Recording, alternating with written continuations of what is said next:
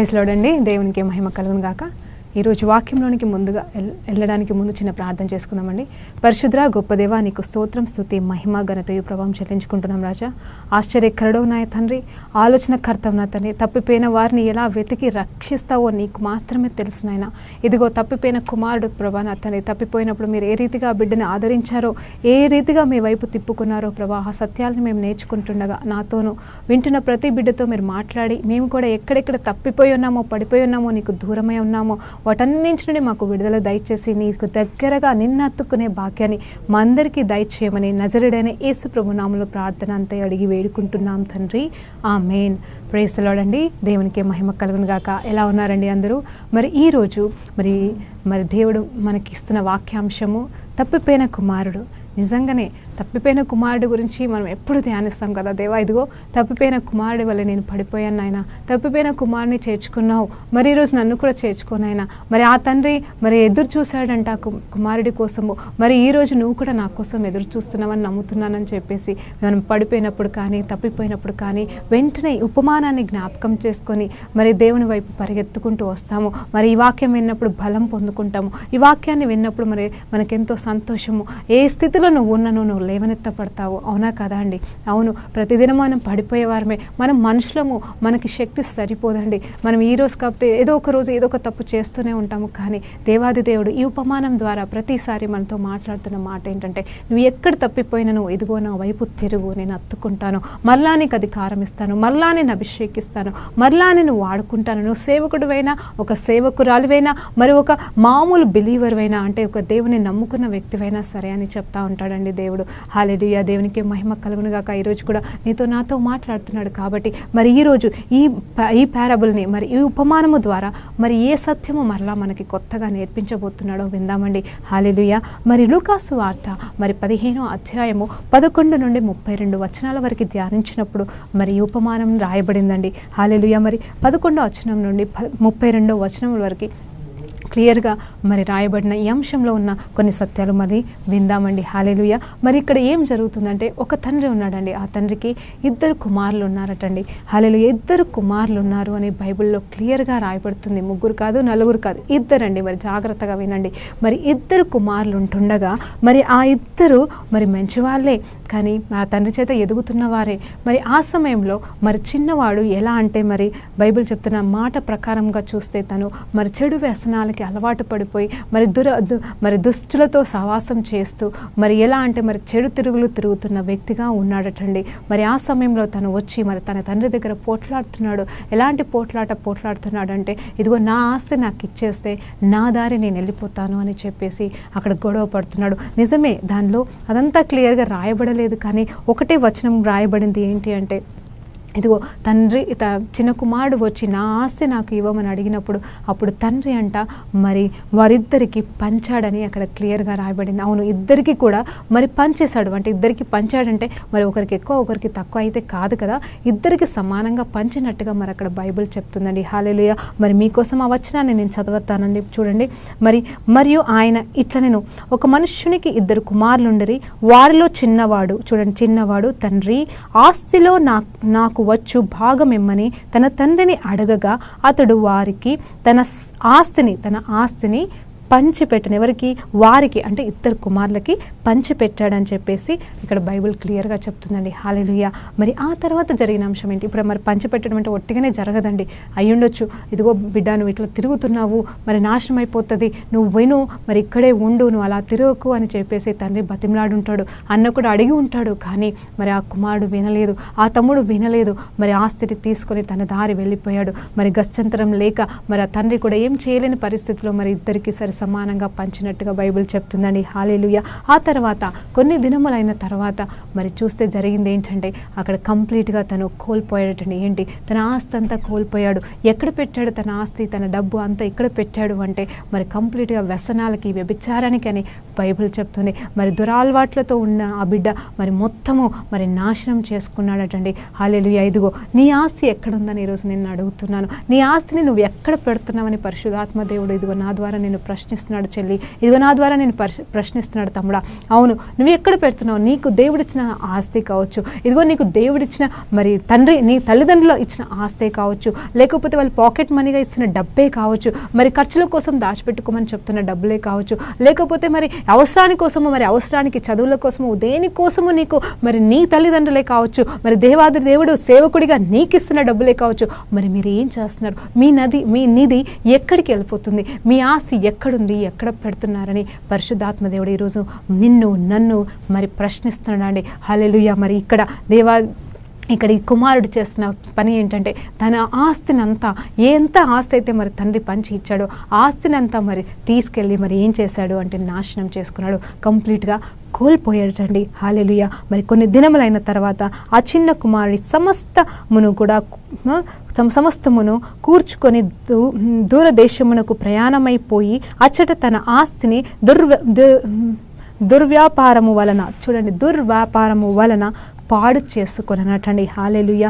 దేవునికి మహిమ కలుగునుగాక. అంతయు ఖర్చు చేసిన తర్వాత ఆ దేశమందు గొప్ప కరువు కలిగినదంట. హల్లెలూయా. మరి ఆ దేశము గురించి కరువుని ఎందుకు చెప్తున్నారో నాకు తెలియదు, కానీ తన చేతిలో మాత్రం రూపాయి లేని పరిస్థితికి వచ్చాడండి. అంటే తనకు దిక్కు లేని స్థితి వచ్చేసింది.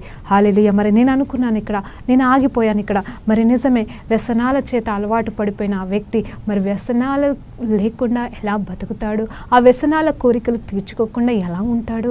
మరి డబ్బులైతే పోయాయి. నేను అనుకున్నాను ఖచ్చితంగా ఆస్తి అంతా పోయింది కాబట్టి ఖచ్చితంగా ఆ కుమారుడు ఏం చేయాలి అంటే మళ్ళీ నాన్న దగ్గరికి వచ్చి మళ్ళీ నాకు కావాలని అడగడేది ఎందుకు అనే ఒక ప్రశ్న నాకు వచ్చింది. నిజమే, ఎందుకంటే మరి నాన్న దగ్గర అన్యాయంగా తీసుకెళ్ళిన వాడే కదా.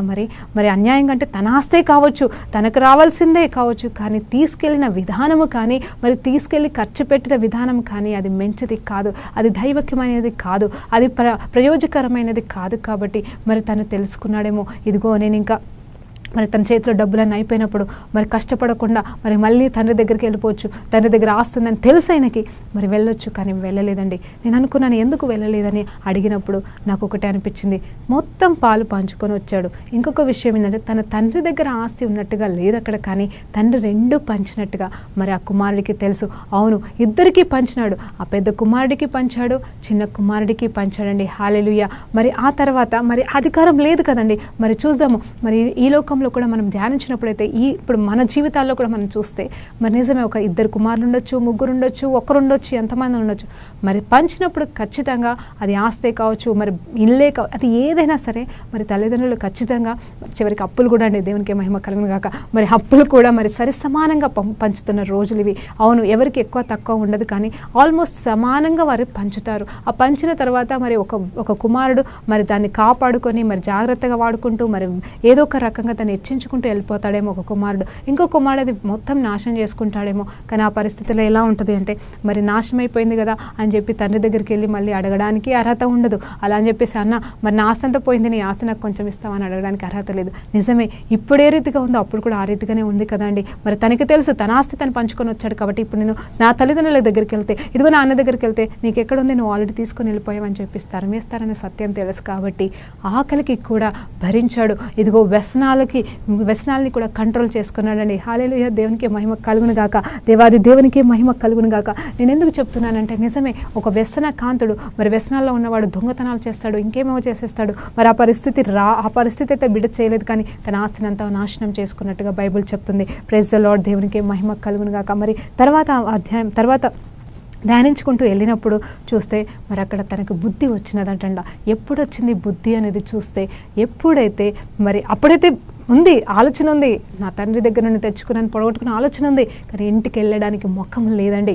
కానీ ఆలోచన కూడా లేకపోవచ్చు, ఎట్లాగపోతే ఇవ్వరు అని చెప్పేసి, ఎందుకంటే తన మనసు మారలేదండి. హల్లెలూయా. తన మనసులో మార్పు లేదు. ఆస్తి పొడగొట్టుకున్నాను, బాధ, వేదన, దుఃఖం ఉండొచ్చు, అయ్యో ఎట్లా అనుకుండొచ్చు, అయ్యో ఇక్కడికి వెళ్తే ఎట్లా ఇవ్వరు కదా, పోయి వేస్ట్ అనుకుంటుండొచ్చు. అంతేకాని నిజంగా పశ్చాత్తాపం అనేది ఆ బిడ్డలో అప్పటికి రాలేదని మరి బైబిల్ గ్రంథం చెప్తుంది. ఆ తర్వాత చూస్తే మరి ఎప్పుడైతే తను ఒక పందులని చూసుకోవడానికి మరి వెళ్ళాడో, ఆ పందుల ఆహారాన్ని తినాల్సిన పరిస్థితి వచ్చినప్పుడు కూడా ఆ ఆహారం కూడా దొరకలేనప్పుడు అప్పుడు తనకు తెలివి వచ్చిందండి. అప్పుడు తన సెన్సెస్ ఓపెన్ అయ్యాయి. అప్పుడు అనుకున్నాడు, దేవా నిజమే, ఇదిగో పరలోకానికి నా తండ్రికి వ్యతిరేకమైన పాపం నేను చేశాను, నా తల్లిదండ్రులను నేను బాధ పెట్టాను, ఇదిగో నేను పాపం చేసి ఉన్నాను, నాకు అర్హత లేదు అని తెలుసుకొని అప్పుడు కనీసం ఇదిగో నా తండ్రి దగ్గరికి వెళ్ళి ఒక పనివాడిలాగా నన్ను ఉంటాను అని చెప్పేసి తను మరి వెనక్కి తిరగాడటండి. హల్లెలూయా, దేవునికి మహిమ కలుగును గాక. ఇదిగో మరి ఈ మాటలో ఒక ఆలోచన నేను మళ్ళొక్కసారి జ్ఞాపకం చేస్తున్నానండి. అవును, మీ ఆస్తి ఎక్కడ ఉంది? హల్లెలూయా, మీ ఆస్తి ఎక్కడ పెడుతున్నారు? దేవునికి మహిమ కలుగును గాక. నువ్వు ఒక తండ్రివా, మరి నీ ఆస్తిని నీ బిడ్డలకి ఇస్తున్నావా, లేకపోతే నువ్వే వ్యర్థం చేస్తున్నావా? నువ్వు ఒక కుమారుడివా, నీ తల్లిదండ్రులు ఇచ్చిన ఆస్తిని వ్యర్థం చేస్తున్నావా, లేకపోతే నీకు నువ్వుగా సంపాదించుకున్న ఆస్తిని నా ఇష్టం నా సంపాదన అనుకుంటూ విర్రవీగిపోతున్నావా తమ్ముడా? ఇగో అన్న నిన్ను అడుగుతున్నాడు దేవుడు ఈరోజు. ఇదిగో నీ ఆస్తి కావచ్చు, నీ సంపాదనే కావచ్చు, నువ్వు ఎక్కడ పెడుతున్నావు? చెడు వ్యసనాలకి పెడుతున్నావా?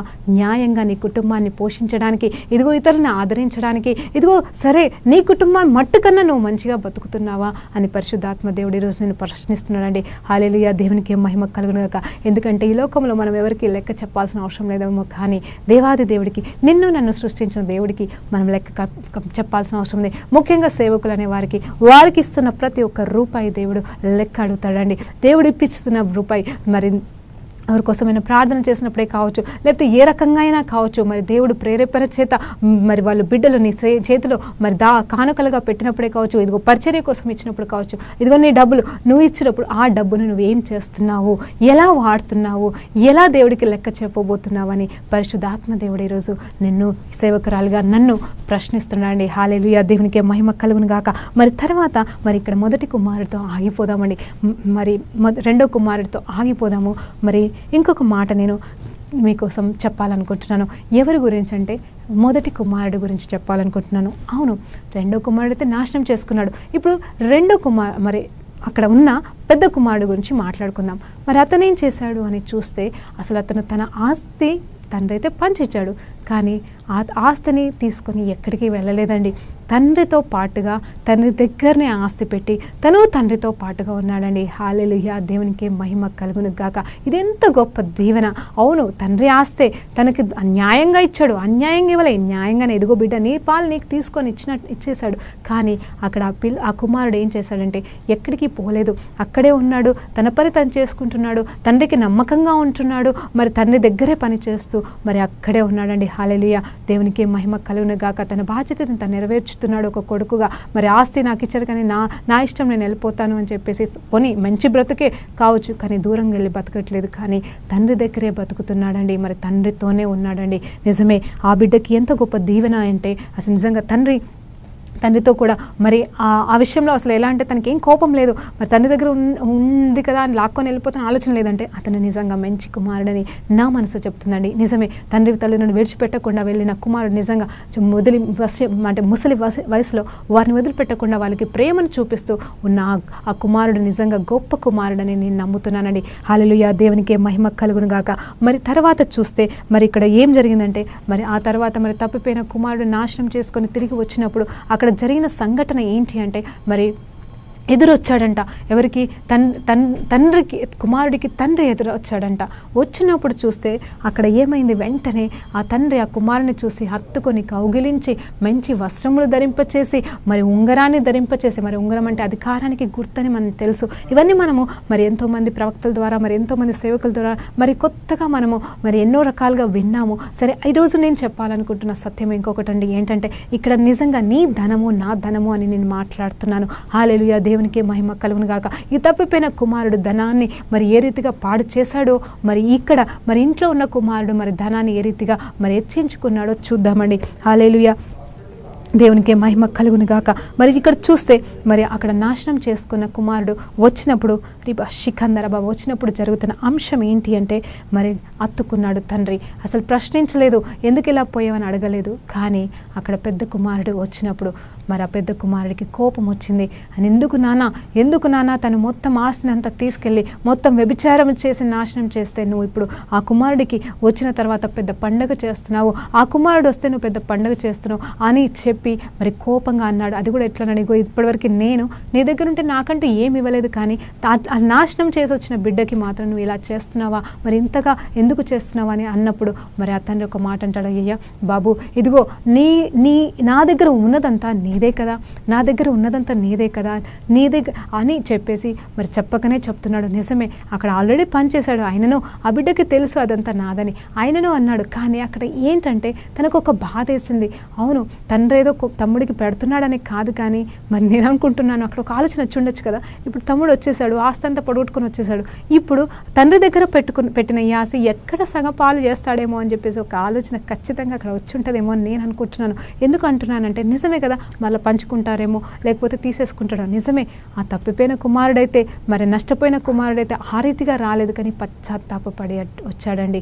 ఆ సత్యం అయితే తనకి తెలియదు కాబట్టి మరి అనుకుని ఉండొచ్చు, నా తండ్రి దగ్గర నేను దాచిపెట్టిన ఆస్తంతా మరి ఎక్కడ మళ్ళీ తను తీసుకెళ్ళిపోతాడేమో అన్న బాధతో ఆ మాట అనుంటాడని నాకు అనిపించిందండి. మరి ఆ తర్వాత చూస్తే మరి తండ్రి చెప్తున్నాడు, నానా అది కాదు సత్యము, సరే నువ్వు అట్లా అనకూడదు, ఇదిగో నా దగ్గర ఉందంతా నీదే కదా, మరి మనదంతా ఒక్కటే కదా, కాకపోతే చూడు నీ కుమారుడు చచ్చిపోయిన వాడు మరి లేచి తిరిగి వచ్చాడు, మనకి ఆస్తి అంతస్తు ముఖ్యం కాదు నాయనా, ఇదిగో నీ తమ్ముడు మరి తప్పిపోయి తిరిగి వచ్చాడు కాబట్టి మరి ఇదే శ్రేయస్కరమైనది అని చెప్పినప్పుడు నిజంగానే ఆ పెద్ద కుమారుడు అవును కదా అని చెప్పేసి సరే అని ఒప్పుకున్నట్టుగా మరి బైబిల్ చెప్తుందండి. నిజమే, మళ్ళీ వ్యతిరేకించలేదు, మళ్ళీ కాదనలేదు, కానీ మరి వాళ్ళందరూ మళ్ళీ కలిసి ఉన్నారండి. హల్లెలూయా, దేవునికి మహిమ కలుగునుగాక. నిజమే, నేను అనుకుంటున్నాను మరి ఇక్కడ ఈ ఉపమానంలో మరి ఇంకో కొన్ని సత్యాలు నేర్చుకుందామండి.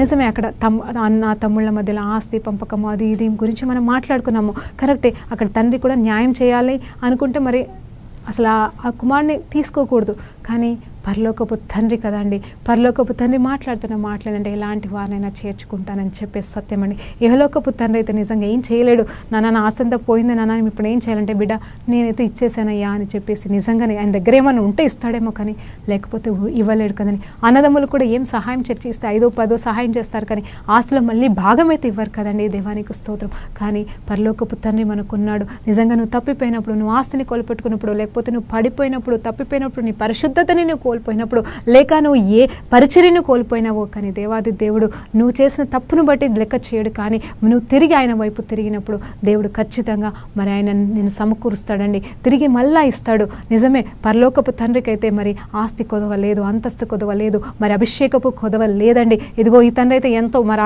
ఆ కుమారుడి దగ్గర ఎంత మిగిలింది అది మళ్ళీ పంచాడేమో, అసలు చెప్పాలంటే అక్కడ పంచలేదు. కానీ మరి అక్కడ నాకు అర్థమైన విషయం ఏంటంటే మరలా వాళ్ళిద్దరూ కూడా కలిసి మరి ఇక్కడ పంచుకోలేదు, కానీ సంపూర్ణంగా సంతోషంగా అనుభవించారటండి. మరి ఆ తర్వాత ఖచ్చితంగా దేవుడు వాళ్ళని హెచ్చించుంటాడు, వాళ్ళకి ఆస్తి పెరుగుంటుంది, వాళ్ళు కలిసి మరి ఉన్నారండి. హల్లెలూయా. నష్టపోయిన దాని గురించి వాళ్ళు ఆలోచించలేదు, కానీ తప్పిపోయిన కుమారుని నుండి సంతోషం పొందుకున్నారండి. హల్లెలూయా, దేవునికి మహిమ కలుగునుగాక. అలాగే మన దేవాది దేవుడు కూడా మనం ఎంత నష్టం చేసినా, ఎంత పాడు చేసినా, చివరికి మన జీవితాన్ని నాశనం చేసుకున్నా, మన శరీరాన్ని కుళ్ళు పట్టించుకున్నా, కానీ దేవుడు దాని గురించి ఆలోచించడు. కానీ నువ్వు తప్పిపోయినప్పుడు తిరిగి ఆయన వైపు తిరిగినప్పుడు ఆయన మర్చిపోతాడండి, మనల్ని తన రక్తంతో కడిగి వేస్తాడండి. అలాగే ఇక్కడ తండ్రి కూడా ఆదరించాడు, ఓదార్చాడు, మరి మాట్లాడినాడు. మరి ఇక్కడ ఇంకొక సత్యం కూడా మరి దేవుడు పరిశుద్ధాత్మ దేవుడు నాకు బోధించాడండి. అదేంటి అంటే నేను అడిగాను, దేవా ఒకవేళ ఎవరైనా మన ఇంట్లో నుండి వెళ్ళిపోతే మరి ఖచ్చితంగా మనము ఒక పని చేస్తాం, వెతుకుతాం. సరే చెప్పి వెళ్ళినా చెప్పకుండా వెళ్ళినా మరి ఏం చేస్తామంటే వెతుకుతాం కదండి, వాళ్ళు ఏం చేస్తున్నారు ఎక్కడున్నారని ఆరాలు తీస్తాం కదా. మరి ఈ తండ్రి మరి తన కుమారుడు గురించిన ఆరా తీయలేదా అని నేను ప్రశ్నించానండి దేవుణ్ణి.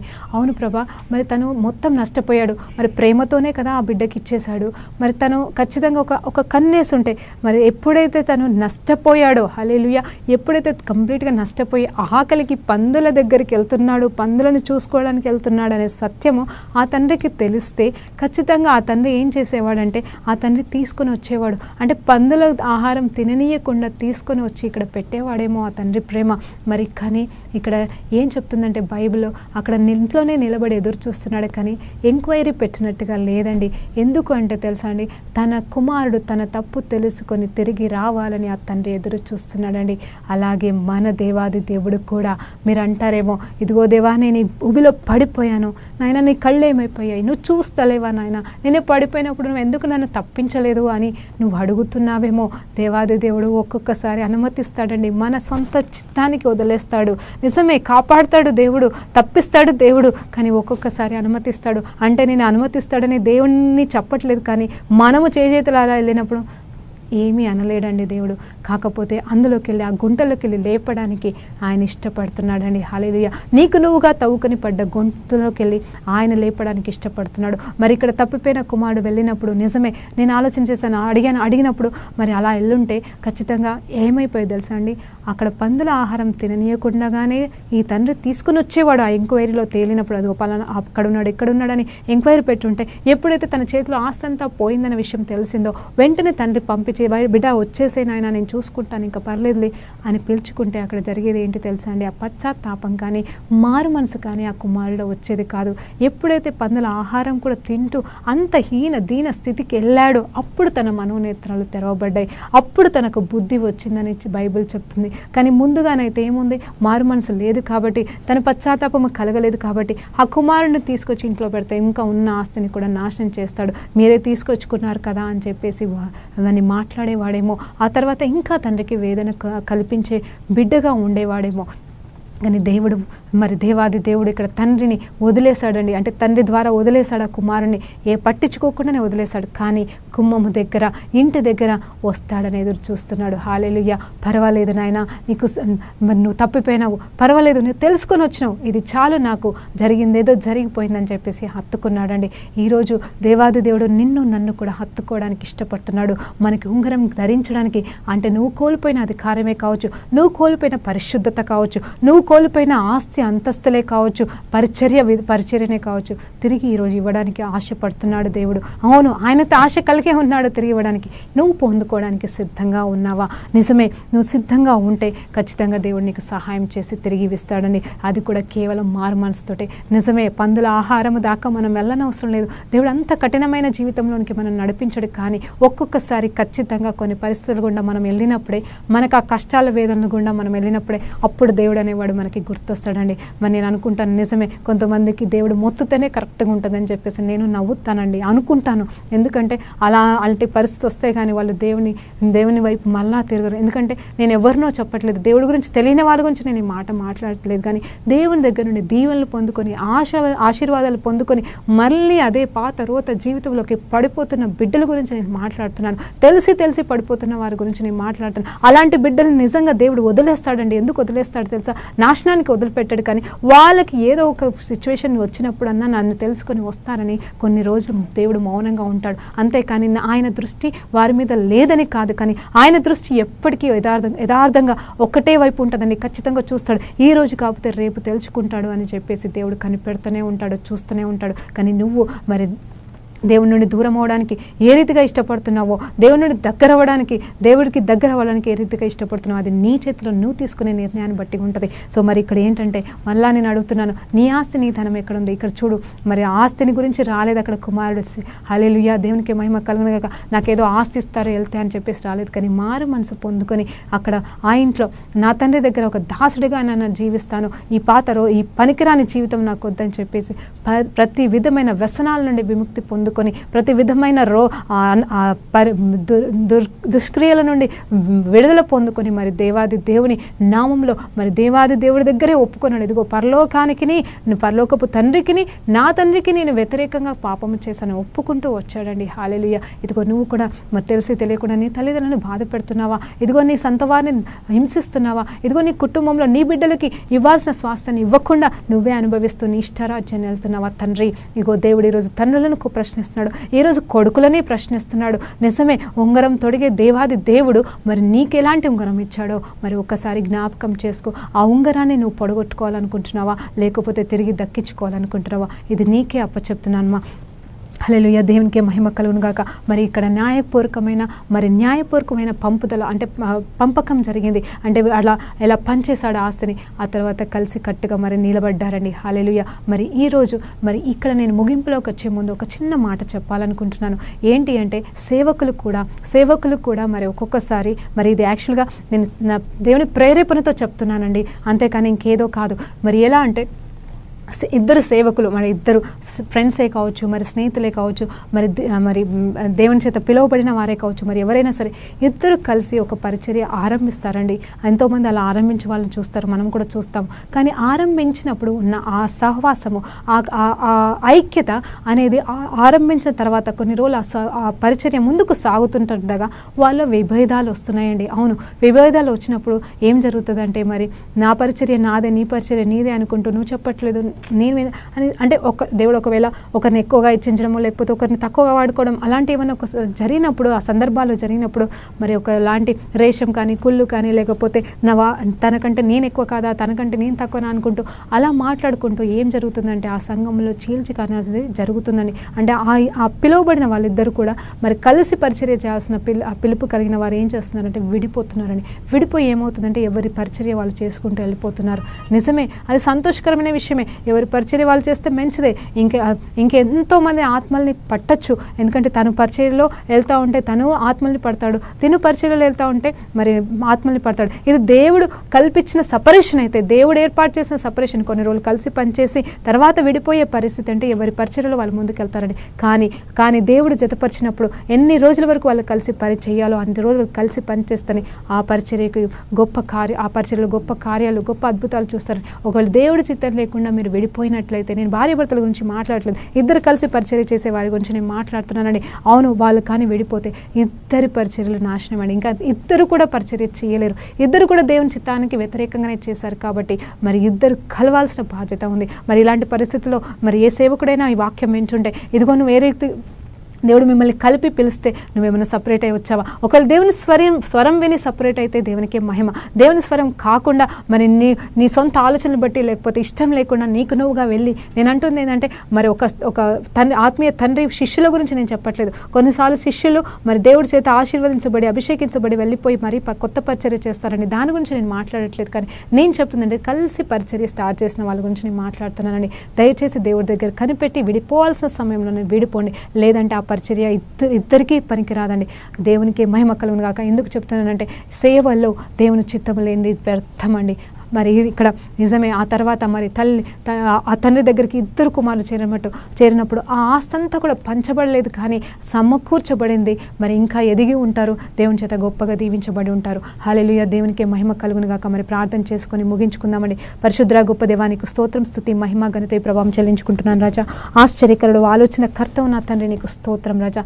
నిజముగా ప్రభ తప్పిపోయిన కుమారుడు తిరిగి వచ్చినప్పుడు, అవును తండ్రి ప్రభ మరి యేసయ్య మరి ఆయన ఆస్తంతా కోల్పోయినను మరొక్కసారి ఆస్తిని ప్రభా పాలుభాగస్తురాలుగా చేసిన దేవుడు నా తండ్రి. అవును తండ్రి, ఎక్కడ కూడా తక్కువ చేయలేదు, కానీ తండ్రి కలిగినదంతటిలో ప్రభా నా తండ్రి నువ్వు సమానమైన హక్కులు బిడ్డకు మరొక్కసారి దయచేసావు. ఆ రీతిగానే మా జీవితంలో కూడా ప్రభా పరలోకమున్న తండ్రివి నాయన తండ్రి, నీకు సమస్తమైన నీకు అవును నీలాగా మేము ఉంటామని చెప్పిన నీ వాగ్దానం ప్రకారంగా మేము ఎక్కడెక్కడైతే తప్పిపోయినామో అక్కడంతా కూడా మమ్మల్ని రీస్టోర్ చేసి మీ కొరకు మీ పరిచయలో ముఖ్యంగా గొప్పగా వాడుకోమని నజరేయుడైన యేసు ప్రభు నామములో ప్రార్థనంతో అడిగి వేడుకుంటూ పొందుకుంటున్నాం తండ్రి. ఆమేన్. ప్రైజ్ ది లార్డ్ అండి.